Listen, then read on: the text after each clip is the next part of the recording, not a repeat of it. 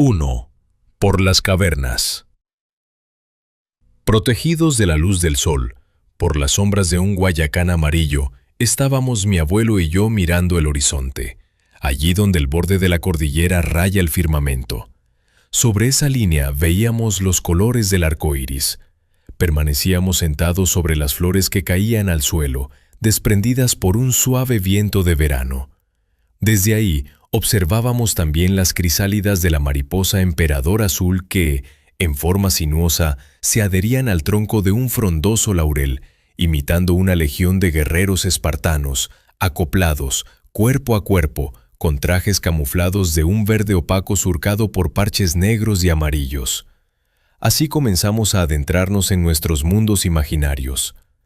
Acompañando aquellas imágenes llegó el canto de un gallito de monte, visible a lo lejos con su cabeza roja y plumaje negro. «Allá», señaló el abuelo, sobre una de las ramas de una palma de corozos. Él agitaba sus alas, intentando atraer con su canto la atención de una hembra en celo. Entretenidos en aquel lugar lleno de movimientos, vimos sobre los pastizales, azulejos, mayos, canarios criollos y otras aves que cazaban insectos cerca de la sementera de maíz. El sembrado se extendía en una hondonada formada por la lava del volcán que, al explotar, dio origen al cerro. A media loma se erguía la Cruz de Mayo, de unos 6 metros de altura, formada por 2 troncos gruesos de los que colgaban faroles con velas durante la noche del 3 de mayo, la noche de los 1000 Jesuses. Más arriba, en la cima, se levantaban 3 cruces colocadas por un brujo bondadoso, llamado Julio Londoño, personaje importante para la comunidad de su tiempo. Había sido el dueño anterior de las tierras que hoy eran nuestras. Sobre aquel hombre, decía el abuelo, se tejieron numerosas leyendas, que sanaba con sus manos o con pócimas de hojas, raíces, aceites y aguas. También afirmaban que consultaba un lebrillo, un recipiente con agua, para encontrar animales u objetos perdidos o robados. Cuando el abuelo lo conoció, Julio Londoño era ya un hombre viejo, alto, fornido, canoso, montado sobre un burro tan canoso como él, jovial, de mirada tierna y misteriosa, con unos brazos que aún conservaban la vitalidad de los trabajadores del campo. En medio de estas evocaciones, lentamente, 2 espíritus jais, convertidos en mariposas, luego me enteré, se desprendieron de las crisálidas. Se acercaron hasta donde estábamos y, ante nuestros ojos, se transformaron en 2 jóvenes indígenas en vera, con sus taparrabos blancos fabricados con corteza del andeó y el cabello cortado a media totuma. Se sentaron en cuclillas frente a nosotros, con una mirada pícara. El suceso me causó un escalofrío, y de no ser por la mano de mi abuelo, que me acarició suavemente, y por el diálogo que comenzó enseguida, me habría desmayado. «Hola amigos», saludó el abuelo. «¿Qué hacen en este lugar convertidos en mariposas?»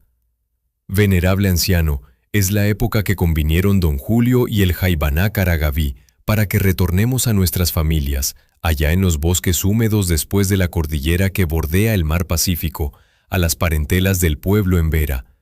Hemos cumplido ya todas las tareas acordadas y esperamos emprender vuelo el día en que estas crisálidas se conviertan en mariposas». ¿Y se puede saber cuáles fueron esas condiciones? Sí, honorable señor. Además, usted y su nieta forman parte de ellas. A ver, despacio, dijo el abuelo. Primero, ¿quién es ese tal Jaibaná Caragaví? Segundo, ¿cuáles fueron las condiciones? Y tercero, ¿cómo estamos mi nieta y yo mezclados en esto? ¡Ji! Rieron maliciosamente los 2 jais mientras se miraban. «Querido abuelo», dijo uno de ellos, «yo, Amisurrá, espíritu de los monos, te lo diré. El Jaibaná Caragaví fue el manejador de espíritus más sabio del río Andágueda.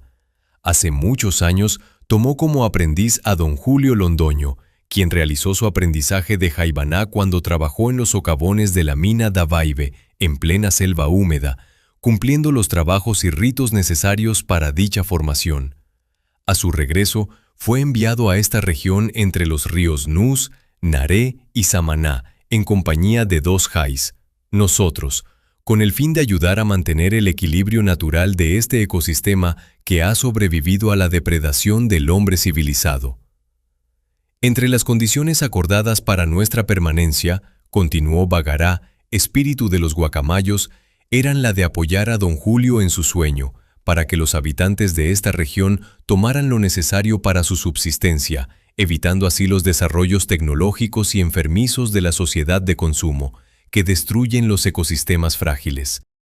Logramos el resurgimiento de bosques secundarios y la conservación de los primarios, prosiguió. También adormecimos las ambiciones de poder, el egoísmo, la ventaja, la codicia y la avaricia entre los habitantes de estos parajes. Pero, tras la muerte reciente del Jaibaná Julio Londoño, anunciada por 4 eumas, debemos garantizar que estos logros permanezcan. Para ello entran a reemplazarnos usted y su nieta, por la bondad y el interés que han mostrado en la conservación de la naturaleza. Tendrán el poder de comunicarse con nosotros, los jais protectores de los bosques, e invocarnos cuando sea necesario. Por lo tanto, añadió a Misurá, venerable anciano y querida jovencita, si aceptan pondremos fin a nuestra estadía en estos lugares. Mi abuelo y yo permanecimos en silencio un buen rato, mirando los alrededores. Al final me preguntó, ¿tú qué opinas? Abuelo, qué hermoso sería volar y conocer otros lugares con todos sus animales, sus árboles, sus aguas y sus vientos. En cuanto a volar como mariposas, es imposible, respondió a Misurá. Pero si pueden ver, sentir y participar de lo que nosotros vemos, hacemos y sentimos a través de nosotros, sí es posible. Para ello, basta con recostarse en las tardes debajo de este guayacán, cerrar los ojos y recordarnos.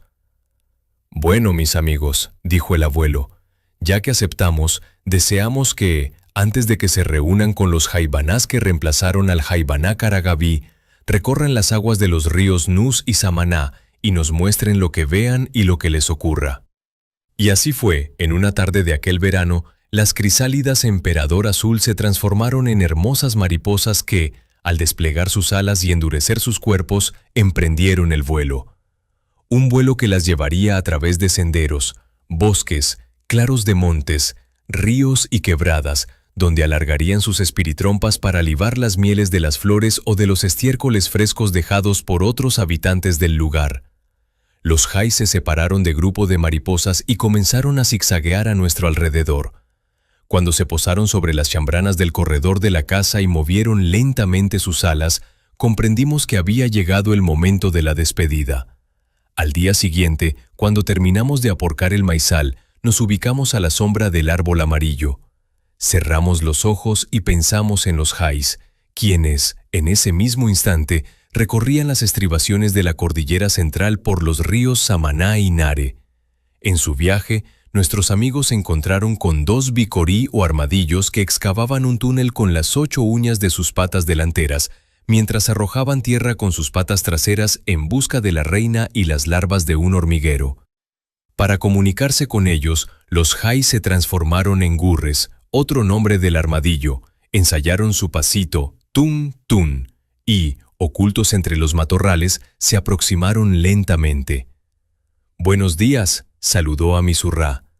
Los excavadores alzaron sus pequeñas orejas, otearon el horizonte cercano y observaron a los extraños. «Buenos días», respondieron al unísono los bicorí. Al comprobar que no existía ningún peligro, realizaron el rito de aceptación y dominación. Olfatearon a los recién llegados por todas partes, especialmente por los genitales.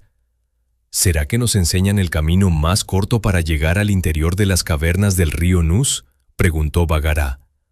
«¿Cómo no? Con mucho gusto. No solo se los enseñaremos, sino que los llevaremos a través de una antigua galería que usamos para escondernos de águilas, perros de monte y otros depredadores», respondió uno de ellos. Sin más palabras, los 4 armadillos machos emprendieron la travesía por un pasadizo que los condujo a los inmensos subterráneos que conforman las cavernas del Nus. Al llegar a los espacios más amplios y profundos, donde la oscuridad y la humedad se extendían como un sopor gelatinoso, escucharon el golpe de las gotas de agua cayendo sobre un fondo invisible. Alertas, aguzaron oídos y hocicos. Exploraron los alrededores. Pasados unos minutos, empezaron a percibir la presencia de una fuerza que los observaba desde algún punto indefinido, oculto entre los paredones de la cueva. «Hola», saludó el armadillo mayor. «Hola, hola, hola, hola», rebotó el eco en las paredes como una bola de caucho. «Hola», gritó el armadillo menor. «Bienvenidos», exclamó Doyura, el espíritu guardián de aquel santuario. A medida que el espíritu se hacía visible, en forma de flama, se reveló un salón inmenso, atravesado por múltiples túneles llenos de sombras. En el techo y el piso, pintado de colores húmedos, colgaban o se erguían numerosas protuberancias cónicas que maravillaron a los viajeros. Cuando la luz se acercó, Doyura invitó al grupo a transformarse en mariposas para recorrer las cavernas en su compañía. Así, 4 mariposas, de vuelo errático, acompañados por aquel resplandor, avanzaron entre preguntas y explicaciones, con miradas que no querían perder detalle y oídos atentos, capaces de percibir hasta el más leve desprendimiento de una gota de agua. «Ojo con los relieves cónicos, irregulares y alargados que cuelgan del techo», dijo Doyura. Más adelante aparecieron las estalactitas formadas por las filtraciones de agua que, gota a gota, descienden desde la superficie dejando adheridos sus componentes sólidos.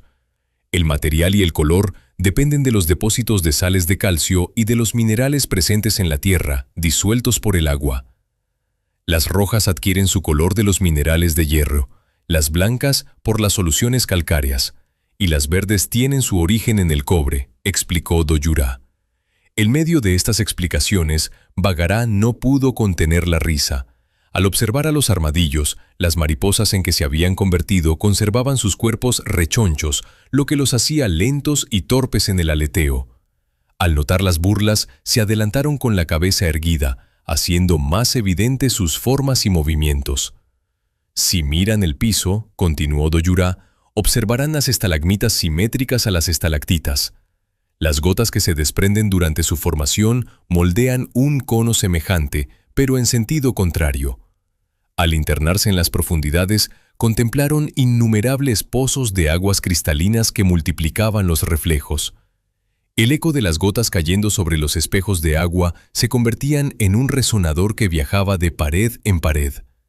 También encontraron estalagnatos, columnas formadas por la unión de estalactitas y estalagmitas.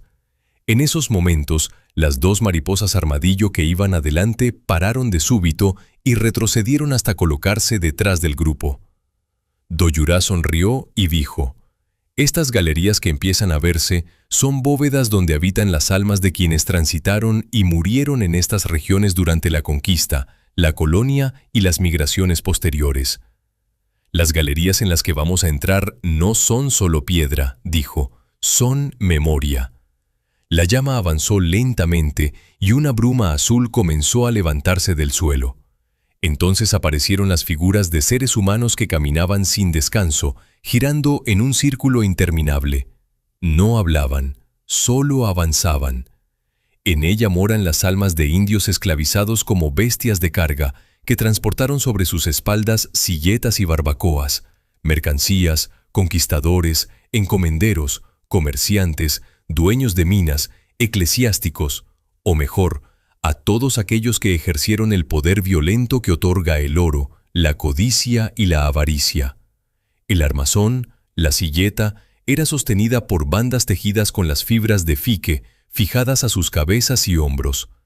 Detrás de ellos caminaban hombres armados.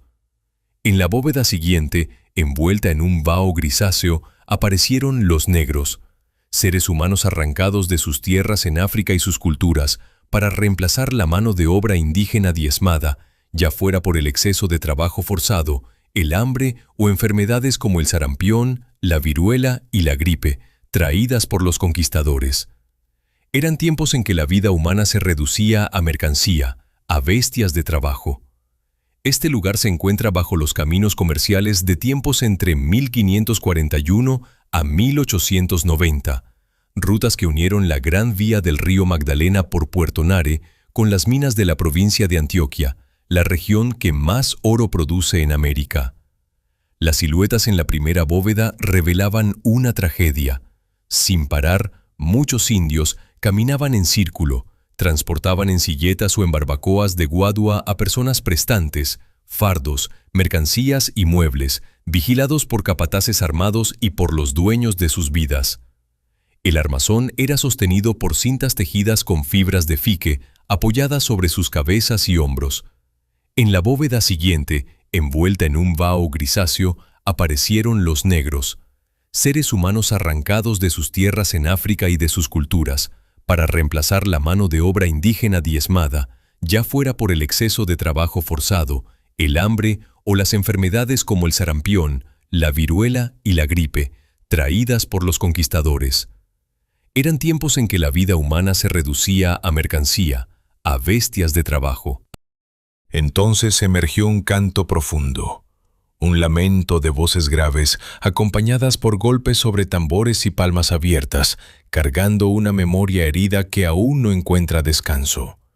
Más allá, en el fondo de la caverna, mujeres ataviadas con túnicas y chichoneras blancas cantaban alabaos, jotas o abosados a todos los difuntos del cavernario, a sus suertes y desgracias, a sus picardías y tristezas, a sus amores y desamores, en fin, a todo aquello que los evocaba. Después de esas fumarolas de color verdoso, nos encontraremos con la galería de los arrieros, aquellos que se despeñaron o desaparecieron engullidos por tremedales en aquellas épocas del comercio minero, y la de los mineros que se ahogaron en el río o fueron sepultados por derrumbes en los socavones. En este lugar se percibían momentos de silencios encavernados y, por instantes, pisadas de mulas y exclamaciones. ¡Arre! ¡Arre!, acompañadas de chiflidos y latigazos que sonaban como sartas encadenadas, unas detrás de otras. Después de deambular por estos lugares, vieron una luz tenue al fondo de las galerías, una claridad que provenía del acceso a la caverna. Por ello, Dojurá les advirtió: tomen nuevamente su forma de armadillos, pues los guácharos, esos pajarracos que habitan la entrada, los pueden convertir en su almuerzo. Transformados otra vez en pequeños cuadrúpedos blindados, se despidieron de Dojurá. Uno detrás del otro, adelante el armadillo mayor, avanzaron con un trote corto, recorrieron los últimos recodos de este santuario de la gran bóveda que comunica el mundo subterráneo con la Tierra del Sol. Entonces, una impresionante alaraca, producida por los guácharos, provocó confusión en el grupo que tuvo que parar y escuchar con atención. «Son 4 y vienen del reino de Tutricá», dijeron en coro muchos de los pajarracos. «Son 4, son 4, son 4, son 4», repitieron en coro los guácharos. «¿De dónde Tutricá? ¿De dónde Tutricá? ¿De dónde Tutricá?», exclamaron a continuación otros pájaros. «Callad, callad, callad», exclamó con voz grave y penetrante el señor Bocorró. «Son 4 de Tutricá, son 4 de Tutricá, y callad, fue repitiendo el coro a medida que disminuía el volumen de su vocinglería infernal. Silenciados los coros y los aleos, Amisurrá se transformó en una voluta de colores titilantes y, de cuyo interior, brotó una música en ritmo de bambuco, que dejó embelesados a los presentes a medida que los visitantes, por el piso, pasaban por la parte central del salón. Entretanto, 3 armadillos se pararon a la salida en espera de lo que se le ocurriera a Amisurrá, y cuando el Jai reapareció convertido en emperador azul, se posó frente a sus compañeros después de terminar la canción que había hechizado a los guácharos. Amisurrá, convertido nuevamente en mariposa, hizo sonar sus alas en modo aplauso. ¡Pla! ¡Pla! Bueno, mis amigos, es hora de separarnos y continuar con nuestros caminos y trabajos. Después de salir del grupo, el armadillo menor le dijo al armadillo mayor: «Compañero, siento un olor que me produce un cosquilleo por todo el cuerpo». «Yo también. Ya es hora de que lo reconozcas. Es el olor que dejan las armadillas cuando están en celo. Por eso, apresurémonos antes de que se nos pierdan», dijo el armadillo mayor. Y así, ligeros, trotando con su ritmo cadencioso, aquellos 2 habitantes del bosque se retiraron. Al sentir los cambios de temperatura, los Hais notaron cómo una leve corriente de aire emprendía su marcha por el cauce del río Nus. Cuando el fenómeno pasó cerca, se instalaron en él y se dejaron llevar por sus caprichosos ascensos y descensos, por sus idas y venidas en espirales, cuidando de no mojarse cuando rozaba la superficie de lagos o riachuelos, formando pequeñas olas, ni de chocar cuando el viento acariciaba las hojas de los árboles. En esas estaban cuando descubrieron que se aproximaba otra corriente más fuerte y contraria, por lo cual tuvieron que posarse en la rama de una acacia y aferrarse a ella, pues, en ese momento, los árboles comenzaron a mecerse con violencia y a rozarse entre sí. La lluvia de hojas secas que desprendían aquellos vientos huracanados creó un instante de zozobra mientras pasaba el ventarrón. Luego de este suceso, entre salto y salto, entre corriente y corriente, observaron un grupo de mariposas sulfúreas de manchas anaranjadas que tapizaban los verdes pastizales en las orillas del río. Después, se internaron entre el arbolado en la cuenca del río Nare. Recorrieron esa corriente por su costado sur hasta que llegaron a un lugar llamado Juntas, donde confluyen las aguas del río Nare con las del río Samaná. Allí, observaron a dos pescadores realizando sus faenas en la orilla opuesta. Entonces, para trabar amistad con ellos, se transfiguraron en dos caminantes cargados con sus morrales y bordones improvisados. Cuando los pescadores estuvieron al alcance de sus voces, empezaron a gritar: «¡Paso! ¡Paso! ¡Paso!». Al escuchar los gritos, los hombres de río se aproximaron con su canoa, recogieron a los caminantes y los trasladaron a un campamento improvisado, donde los invitaron a compartir un almuerzo, un sudado preparado en un horno bajo tierra. Aquel horno era especial, un hoyo abierto en la tierra donde habían depositado piedras calientes y sobre ellas, envuelto en hojas de plátano, los bastimentos. Ellos estaban enrollados en hojas y tapados con otras piedras y, por último, tapados con tierra. Cuando destaparon el horno, colocaron sobre hojas enteras los envueltos. Entonces aparecieron porciones de bagre, blanquillo, dorada y de bocachicos, acompañados con trozos de plátano, yuca y papas, y al final un café hecho en aguapanela. Luego se enteraron de los cuidados que tenían los nativos con la pesca artesanal. Cuando recogemos las atarrayas, devolvemos a la madre agua a los peces pequeños y toda hembra con su hueva repleta de huevecillos, con el fin de asegurar una buena pesca en la subienda del próximo año, dijo uno de los pescadores. ¿Y qué hacen con esta cantidad de pescados?, preguntó Bagará. Esos pescados los vendemos en Puerto Nare, en los días de la Cuaresma cristiana, época de vigilia, cuando las personas se abstienen de consumir carnes rojas como la de cerdo o la de res. Esta es nuestra cosecha, de ella vivimos, respondió otro pescador. En medio de esta conversación, un bote con 2 motores fuera de borda cruzó el río a gran velocidad.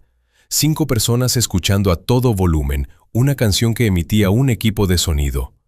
Aquel escándalo hizo palidecer a los pescadores, quienes, al ser indagados por Amisurrá, contestaron: «Desde hace 3 años, personas de las grandes urbes vienen de pesca turística durante nuestra temporada, causando daños con sus hélices en las redes y en los bancos de peces que suben a desovar cerca de los nacimientos de los grandes ríos.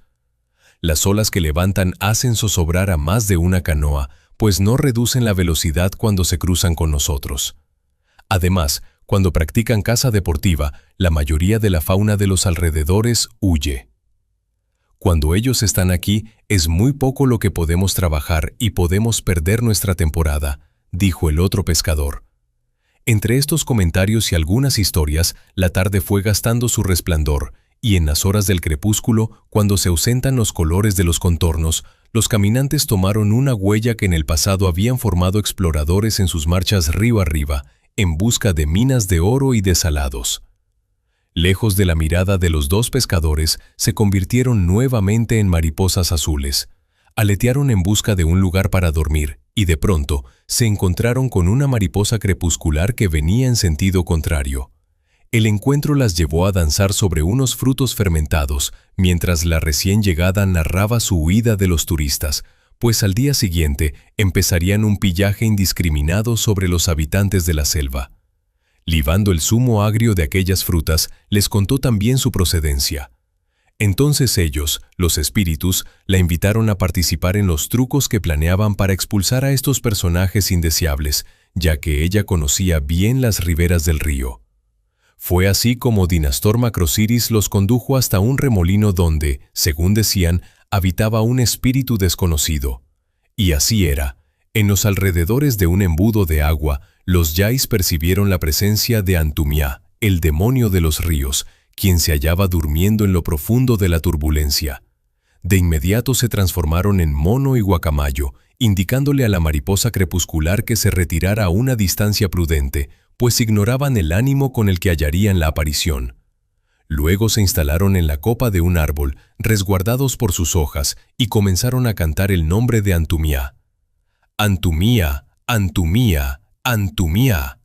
Demonio de los ríos, demonio de los ríos, demonio de los ríos.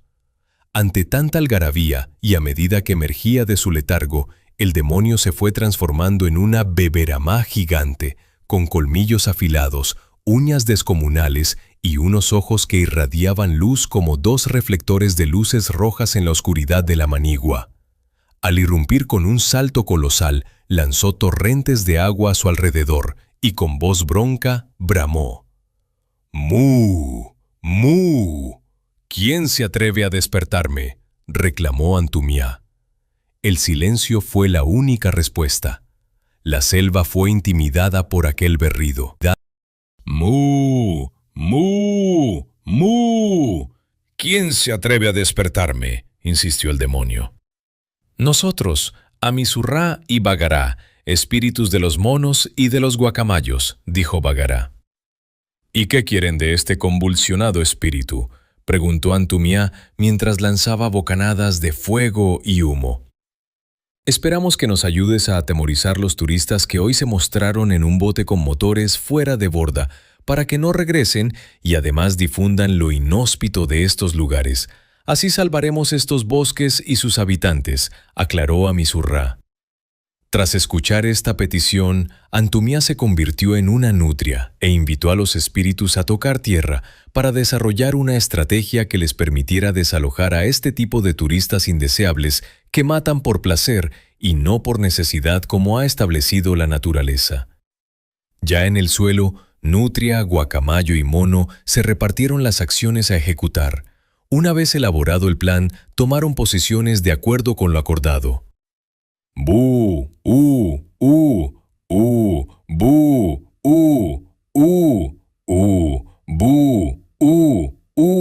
bu», aullaba el mono. «Crac, crac, crac, crac, crac», decía el guacamayo, imitando los pasos de un gigante al pisar la hojarasca. Con aquellos ruidos desacompasados y disonantes, el nerviosismo se apoderó de los turistas. Pasos en la hojarasca que nunca llegaban, el quiebre de ramas que se desgajaban sin caer. Solo lograron conciliar el sueño cuando guacamayo y mono descansaron del alboroto que armaron. Entretanto, Nutria recogió tramos de migurú o bejuco con los que enredó las hélices y el timón. También recogió un mucílago pestilente, azufrado, de las raíces de unos árboles que crecían cerca de un salado que brotaba en una de las orillas del río, y lo vertió en unas canecas del bote. Trasnochados, cansados, con los pelos erizados, despistados y temblorosos, el amanecer sorprendió a los visitantes de ocasión con un frío penetrante. Al tratar de encender fuego para hacerse un tinto, descubrieron que la leña seca, recogida el día anterior, estaba verde y con hojas. Al destapar el fogón, lo encontraron mojado, lo mismo que las cerillas.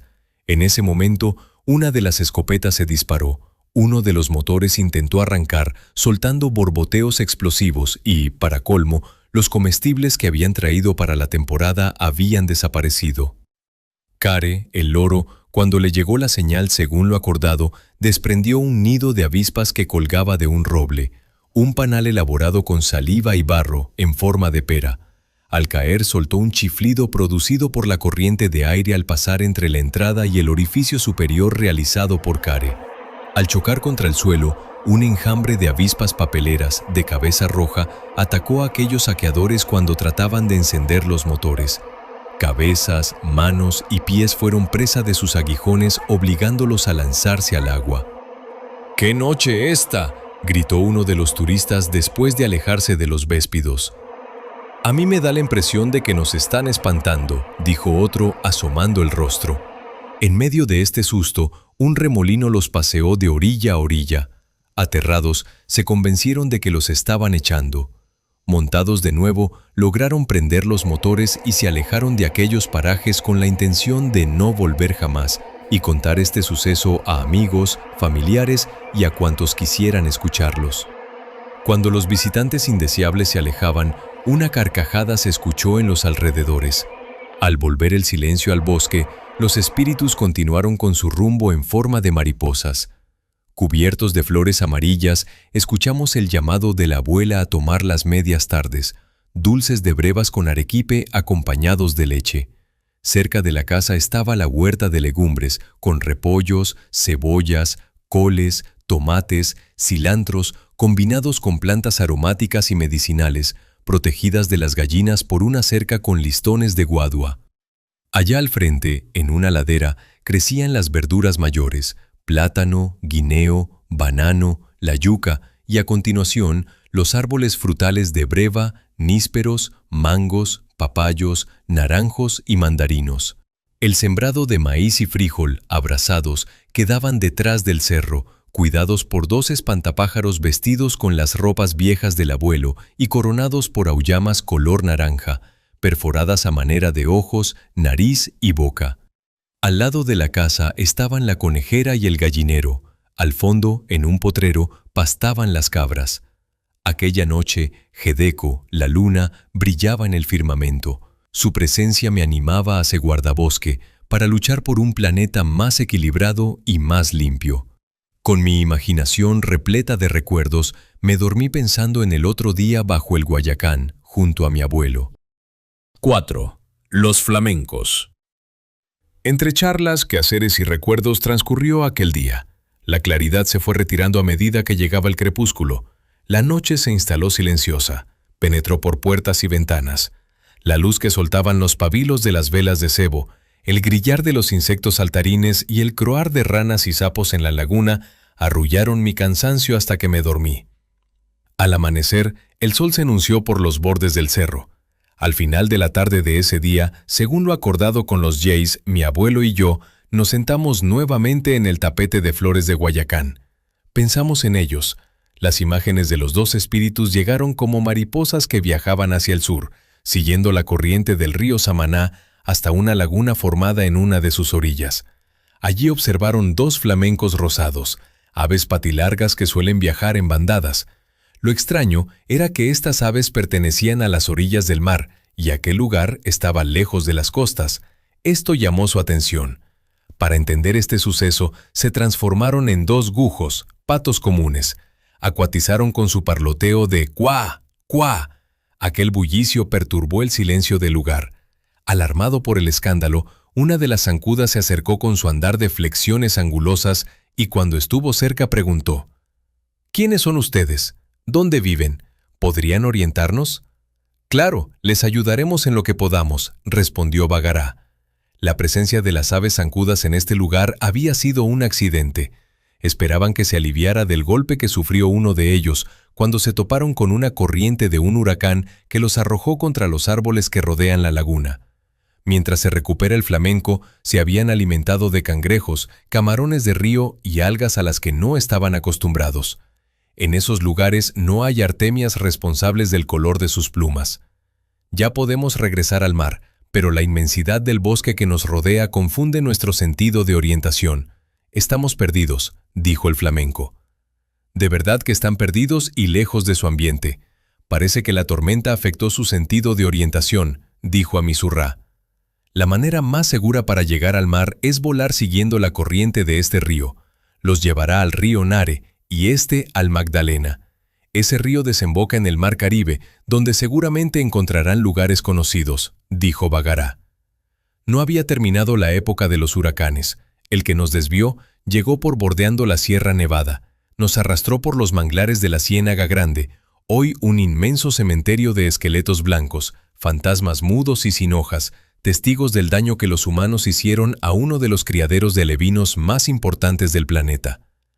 Los vientos se internaron hacia el interior y perdimos el control de nuestra orientación, dijo el otro flamenco. ¿Y quiénes son ustedes, que de pronto pasaron de mariposas a agujos?, preguntó el flamenco herido. En ese momento, 2 corés, caimanes, se aproximaban sigilosamente al grupo formado por espíritus y flamencos. Tendían una emboscada. Sus ojos y narices sobre el agua los delataban. Cuando Bagará los vio, calculó la distancia, detuvo el tiempo y resolvió con Amisurrá el peligro. Amisurrá, mira a la izquierda y verás a 2 corés que quieren convertirnos en su comida. Ya los vi. ¿Cómo nos deshacemos de ellos? El intervalo de tiempo capturado es corto. Al terminar las palabras de Amisurrá, el tiempo detenido se liberó. Los 2 corés chocaron de frente. Bagará los había desorientado. Armaron un torbellino de agua y lodo, en medio de un chisporroteo de gotas que llenó los alrededores. Aquí y allá, las colas, las patas y fauces emergían en su búsqueda. En ese instante capturado, las 4 aves desaparecieron como por encanto. Mientras los lagartos forcejeaban, Amisurrá había transportado a Bagará y los flamencos a la rama de una araucaria que sobresalía sobre las aguas del lago. Allí, con aleteos de equilibrio, lograron afirmarse. Al terminar, el flamenco convaleciente exclamó asustado. ¡Oh, dioses de las aves! ¡Qué barullo! Nosotros somos 2 espíritus Jays, continuó Bagará, guardianes de los bosques, y regresamos a nuestro lugar de origen. El suceso que han vivido hace parte de mis poderes. Gracias a ellos, no nos convertimos en la comida de este par de caimanes. Continuando con nuestra charla, añadió luego, ¿por qué no nos hablan sobre ese muladar de manglares esqueléticos que mencionaron hace un momento? El lugar por el que me preguntas está situado en la margen derecha del Río Grande de la Magdalena, que, antes de verter sus aguas al mar, forma una gran ciénaga, la Ciénaga de la Virgen, poblada de mangles y de infinidad de especies acuáticas. En sus linderos con el mar, continuó la garza, a lo largo de las eras creció un extenso bosque, un manglar, anegado por las corrientes de agua salada que llegan del mar y por las aguas dulces que descienden por el río, acompañadas por el ritmo constante de las mareas. Este encuentro permitió la formación de uno de los ecosistemas más importantes para la vida en el planeta. Allí la abundancia es asombrosa. Puede decirse que el manglar es una sala cuna irreemplazable para la supervivencia de innumerables especies acuáticas. A esas aguas y a los laberintos que forman las raíces llegan a desovar las hembras de muchos habitantes de agua. Pero la avaricia y la codicia a largo plazo llevó a varios humanos, embriagado por el poder y por el consumo de necesidades inútiles, a levantar un muro de tierra, cerrando las entradas y salidas de las aguas que se mezclaban libremente. La barrera alteró los flujos y reflujos, y ese desequilibrio resultó mortal para el mangle. Al interrumpirse la circulación, dejaron de llegar los nutrientes que alimentaban la vida en ambos sentidos. Sin ellos, los árboles comenzaron a secarse. La vida fue desapareciendo a medida que la quietud se adueñaba del manglar. Quedaron entonces los troncos erguidos, inmóviles, como un escuadrón de fantasmas blancos recostados sobre el firmamento. Un paisaje de desolación nacido de la corrupción y de la mirada corta de quienes solo habitan el presente, sus consumos y su poder. Esto produce tristeza, continuó la voz. La única posibilidad de salvar estos gigantes, a nosotros mismos y a los hombres, está en la conciencia que comienza a despertar en las generaciones que heredaran el ejercicio del poder. Un poder nuevo, capaz de contener las pasiones cuando amenacen la convivencia. Después de esta historia, un silencio de impotencia se extendió por el lugar. Los Jays, los caimanes, los flamencos, Docadó, el ratón de agua, Baracocó, la lechuza y otros habitantes de la jungla guardaron silencio. Parecía que incluso la noche escuchaba. Una lágrima rodó por más de un rostro. «Brubú, Brubú», ululó Baracocó cuando se retiraba hacia la penumbra de la manigua. El ulular quebró el silencio. Entonces los espíritus volvieron a transformarse en jóvenes en vera y, acompañados por Gedeco, invitaron a los espíritus de la zona a una bebezón al compás de danzas y cánticos alrededor de una gran hoguera. Se hicieron presentes, entre otros, la Madre Monte, Doquisimá, Cumbarré, La Pata Sola, El Muán, La Llorona, Soceré y muchos otros más, atraídos por el llamado de los cantos. Sobre la hoguera, las chispas que soltaba la madera se elevaban y al ascender se convertían en cocuyos que dibujaban líneas amarillas en la bóveda de la noche. De esas rondas nacen los cantos que aún recorren los bosques, los lagos, los ríos y los caminos. Al amanecer, los espíritus que yacían sobre las hojas secas del bosque desaparecieron como por encanto. Todo continuó como si nada hubiese ocurrido. Solo permaneció el eco de los cantos, guardado en la memoria de quienes habitan en los alrededores. Por el San Juan. En la mañana, una vez recuperado el flamenco, los dos Jays se convirtieron nuevamente en mariposas azules y emprendieron su vuelo por las orillas cristalinas del río Samaná. Al llegar a un lugar llamado Cangrejos, se posaron sobre una roca húmeda para libar un poco de agua con sus espiritrompas. El color de sus alas atrajo la atención de un grupo de cangrejos verdes y rojos que rápidamente se congregaron alrededor de ellas. El más viejo, de una tenaza inmensa que ostentaba como símbolo de poder, indagó por su presencia en este lugar. Hermosas criaturas, nunca vistas por estos contornos. ¿Quieren informarnos a qué debemos su grata presencia en nuestras tierras? Antes de que este intercambio de palabras se convirtiera en un extenso discurso, Amisurrá tomó la palabra. El recorrido que llevamos nos obliga a remontar este riachuelo, que más abajo se convierte en río, para dirigirnos al páramo de Sonsón. Desde allí nos orientaremos hacia la corriente de aguas que forma el río Cauca, entre las paredes de las cordilleras central y occidental, y luego continuaremos nuestro viaje a las tierras donde están los tambos de los Embera. Aceptaron la invitación a lamer la regurgitación de una sabrosa crema de guayaba y siguieron las indicaciones dadas por la colonia de cangrejos. A medida que ascendían, el frío se apoderó de las articulaciones de sus alas, por lo cual se resguardaron entre las hojas labiadas de un frailejón. A lo lejos, el golpeteo de un trunené, el pájaro carpintero. Localizaron el lugar de donde procedían aquellos golpes y se dirigieron al árbol donde se escuchaba aquel martilleo. En efecto, sobre el tronco seco de un chibugá, aferrado con las uñas, buscaba con su pico larvas de insectos. Antes de entablar diálogo con el alado, se transformaron en dos simpasis que arborizaron en uno de los gajos del chibugá. Desde allí atisbaban cómo el carpintero realizaba su tarea, aparentemente sin percatarse de su presencia. De los simpasis, eso creyeron, pues al poco rato oyeron cómo los llamaba por sus nombres al ritmo de sus golpes. Amisurrá, Dujurrá, Bienvení,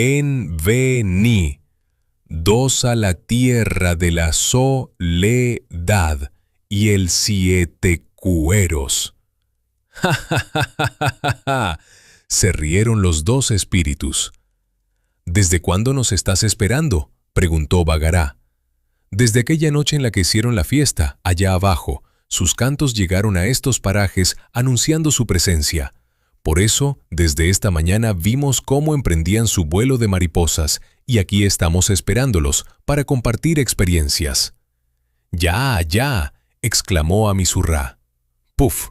Siquiera interviniste, porque si no, no me paran. Cuando empiezo a hablar, puedo pasar hasta 3 horas uniendo frases sobre este páramo, por lo cual tienen que detener mis palabras cada vez que consideren que he terminado, y si es del caso,